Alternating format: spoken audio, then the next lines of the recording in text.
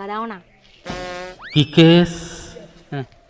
এ নাও কিছু খেয়ে নিও। ও ভিখারি। দাদা আরেকটা কথা বলবো? হ্যাঁ কি বল? তোমার বউয়ের চোখ দুটো না খুবই সুন্দর। ওরে সালা এই হারামের আর বাচ্চা, 200 টাকা দাও না গো। দেখেছো বেটা কিভাবে টাকা খিঁচিয়ে নিচ্ছে? এই নাও। দাদা আরেকটা কথা বলবো? বেশ সালা। হ্যাঁ বল। এরকম বউ ভাগ্য করেও পাওয়া যায় না। ওরে বেবি আর 500 টাকা দাও না বেবি। আরে এই মাত্র তো কতগুলো টাকা দিলাম ওরে। ভাই এবার তোর জামা প্যান্টটাও খুলিয়ে নেবে। আরে এর মধ্যে 5,000 টাকা আছে। আরে থাক না, কতদিন পরে কেউ আমার প্রশংসা করলো। দাদা তুমি এত ভাগ্যবান যে পরীর মতন বউ পেয়েছো। অবশ্যই। ও দেখো কেমন ছেঁড়া ফাটা জামা পরে রয়েছে, ও কতদিন ভালো জামা পরেনি। তোমার জামাটা দাও না। হ্যাঁ আরে তা আমি কি পড়ে যাব? আমি কি খালি গায়ে বাড়ি যাব? এবার তুই সর্বশান্ত হবি ভাই, বউটাও হাতছাড়া হবে। দাও না গো। আয়। তোমার মতন এত সুন্দর মেয়ে ভগবান কোনোদিন কাউকে বানায়নি।